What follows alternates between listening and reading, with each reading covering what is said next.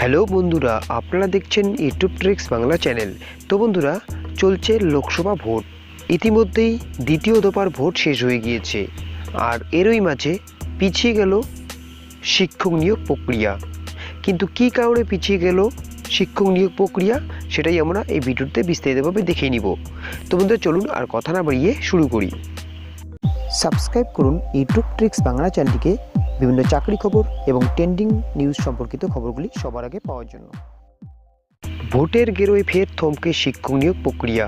ফের পিছিয়ে গেল উচ্চ প্রাথমিকের তথ্য যাচাইয়ের পর্ব। এই মাসের শেষে উচ্চ প্রাথমিকের তৃতীয় দফার ভেরিফিকেশন হবে বলে কমিশনের তরফে জানানো হলেও তা আপাতত স্থগিত রাখা হয়েছে। কিন্তু হঠাৎ কেন এই সিদ্ধান্ত বদল?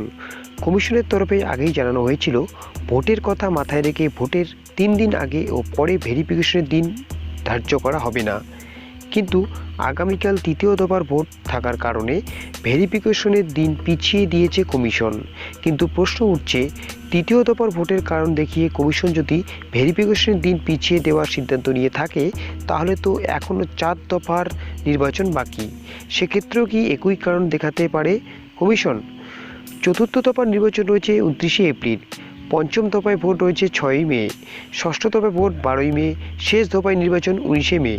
দেখা গিয়েছে তৃতীয় দফার সঙ্গে চতুর্থ দফার ভোটের ব্যবধান রয়েছে 6 দিন। চতুর্থ থেকে পঞ্চম দফার ব্যবধানে রয়েছে 1 সপ্তাহ। পঞ্চম থেকে ষষ্ঠ দফার ব্যবধান 6 দিন। শেষ দফার ব্যবধান রয়েছে 1 সপ্তাহের। ফলে কমিশনের ভাবনা অনুযায়ী ভোটের আগে ও পরে 3 দিন সময় লাগতে গেলে চতুর্থ থেকে পঞ্চম অথবা ষষ্ঠ থেকে শেষ দফার মধ্যে ভেরিফিকেশনের দিন ধার্য করতে হবে। ফলে চলতি সপ্তাহে ভেরিফিকেশনের দিন ধার্য হচ্ছে না। সব ঠিকঠাক থাকলে আগামী 2রা মে অথবা 15 মের পর ভেরিফিকেশন শুরু হতে পারে। ইতিমধ্যেই প্রথম ও দ্বিতীয় দফা মিলিয়ে উচ্চ প্রাথমিকে ভেরিফিকেশন ডাক পেয়েছিলেন প্রায় 23,000 চাকরি প্রার্থী। 13,080টি শূন্যপদের জন্য গেজেট মেনে 1:4:4 অনুপাতে ওয়েটিং প্রার্থীদের জন্য তৃতীয় দফার ভেরিফিকেশনে চাকরি প্রার্থীদের ডাকার সিদ্ধান্ত নিয়েছিল স্কুল সার্ভিস কমিশন। সব কিছু ঠিকঠাক থাকলে তৃতীয় দফার প্রায় 10,000 প্রার্থীকে ডাকা হতে পারে বলে কমিশন সূত্রে খবর। 2015 সালের 16ই আগস্ট আপার প্রাইমারি শিক্ষক নিয়োগের পরীক্ষা গ্রহণ করে স্কুল সার্ভিস কমিশন। 1 বছর পর 2016 সালের 14ই সেপ্টেম্বর ফল প্রকাশ করে।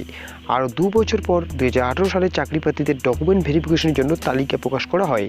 এরপর 2019 ফেব্রুয়ারি লাগাতার আন্দোলন, লাঠিচার্জ, গ্রেপ্তারির পর কার্যত বাধ্য হয়ে ভেরিফিকেশনের নোটিশ প্রকাশ করে কমিশন। চাকরি প্রার্থীদের অভিযোগ, ভেরিফিকেশনের নোটিশ দিতে যদি কমিশনের 3 বছর লেগে যেতে পারে, তাহলে ভোটের কারণ দেখিয়ে ভেরিফিকেশনে পিছিয়ে যাওয়ার ঘটনা খুবই স্বাভাবিক। তো বন্ধুরা, দেখতেই পারলেন এই গুরুত্বপূর্ণ আপডেটটি আপার প্রাইমারি সম্পর্কে। তো বন্ধুরা, আজকের আপডেট এই পর্যন্ত। আপডেটটি ভালো লাগলে অবশ্যই এটা লাইক করবেন। তো আজকের মতো এই পর্যন্তই, দেখা হচ্ছে পরের একটা ভিডিওতে। ততক্ষণ ভালো থাকবেন, সুস্থ থাকবেন।